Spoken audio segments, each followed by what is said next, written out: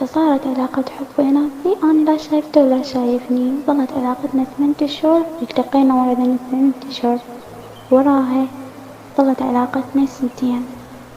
خطبني من أمي، قال لها خلاص أريد أجي أقدم لبنتك وهاي السوالف.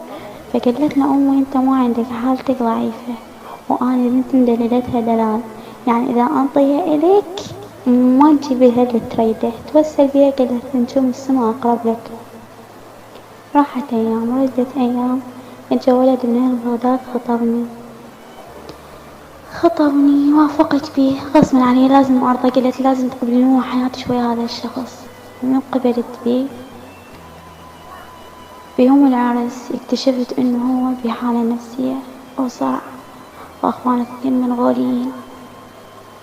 فبقيت 4 أشهر وياه، وجيت لأهلي قلت لهم ما أريد، ما أبقى وياه.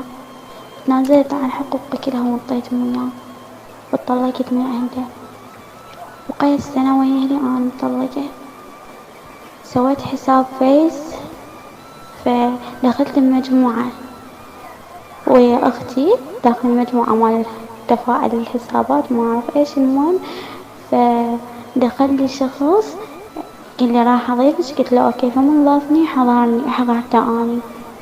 وراها كان راح لأختي، قال لها خل تفتح الحضر. فتحت الحضر، حكيت له قصتي. قال لي أنا أريدك. قلت له أنت بعدك ما متزوج وأني مطلقة وأهلك ما راح يقبلون بي، فلهذا السبب أنا ما أقدر، فأحسن لك أنت بطريقك وأنا بطريقي. المهم رجعت حضرتي، أظل يحكي ويا أختي ويتواصل وياها. قامت أختي قالت لي فتح الحضر عنه خطية. فتحت الحضر عنه، راد يسوي علاقة، ما قدرت أنا وياه. آخر شي خليتهم علاقتهم هو وأختي تقوى، تصير علاقة حب بيناتهم. في يوم من الأيام اجا الولد قدم لأختي، شافني أنا قاعدة برا، فخلى عينه علي. قال لأمه، قال أنا أريد هاي ما أريد هاي. المهم قام كل ما يحكي وياي أطرده ما أعرف إيش. قام يقول لأختي، يقول لها أختك تنشر صورها بالفيس، أختك هيج تسوي، أختك هيج تسوي، أختك. يوصل حكي لأمي. تعرفون حكي الناس يعني عن المطلقة، ما شاء الله وايد اللي يقول هيج واللي يقول هيج. المهم احنا من قد النفرزة تجي أمي تعيط فيا تضربني ما أعرف إيش.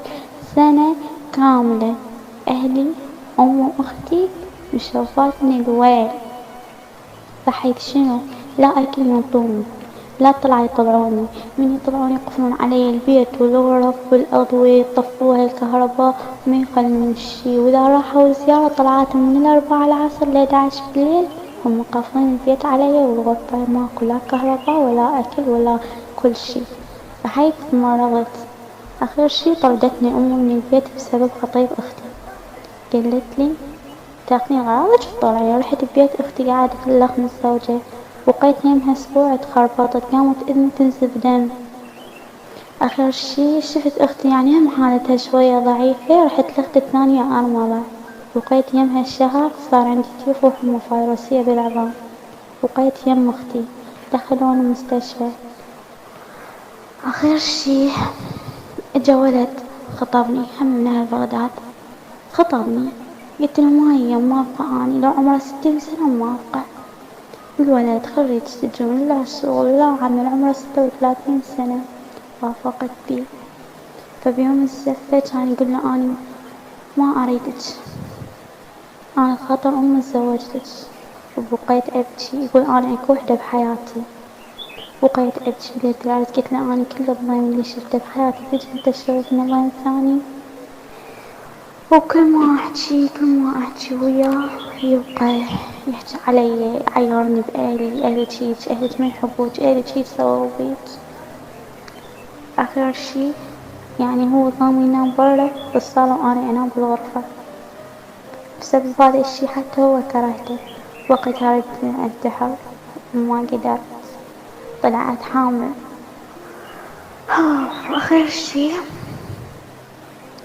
كان اجا قال لي أنا حبيتك وندمت على هذا الشي اللي صار بيناتنا وما أعرف إيش. فهاي الأيام جاي ألاحظه أنا عندنا جارتنا تمشي تجي تدور علي وين راح، وإذا شافتني مثلا هو طالع وأنا أحكي وياه تجي تقعد يمي تسمع ليش نحكي شنو خبر أنا وياه، فما أقدر أحاكيها. إذا أجت يعوف كل شي بيده ويروح يدخل وياها بالغرفة ويكون يسولفون سوالف على كيف، من أجي أني يقطعون السالفة مالتهم. لو ما أجت للبيت يطيحها ويمشي يدز أمه يقولها روحي شوفيها وين صارت وليش ما أجتي.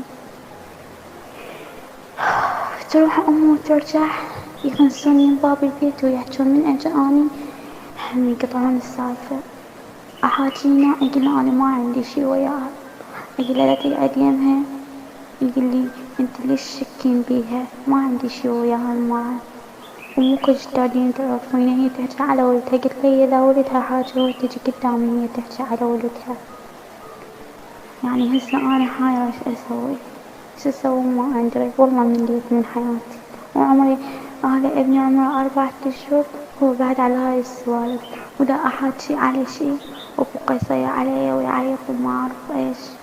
ودا هي اجت وحاجته يفتح ايدي إلها وما يقعد يمي كذا ما يقعد يمها، وما يسولف وياي كذا ما يسولف وياها. وإذا هو طالع في مكان بعيد ويخابرني يقولوا له هاي منها أجت يجي يركض يعوف كل شي ويجي يركض. وأنا إذا أنطي ابني أقول له خليه بحضنك بين ما أصلي وأكمل صلاة يشمع يأخذ يبكي ويروح يقعد يمها إذا أجت، وما حد يوصل لابني. وأنا محتارة. وأني أهلي قالولي انت رايحة إذا رجعت وقلتي مو زين ما أعرف شنو تطلقين والله نكلتك هنا خلاص. وما أعرف ادعولي ما أعرف شو تسوون، نصحوني على شي أسويه والله مليت من حياتك والحب الحسين.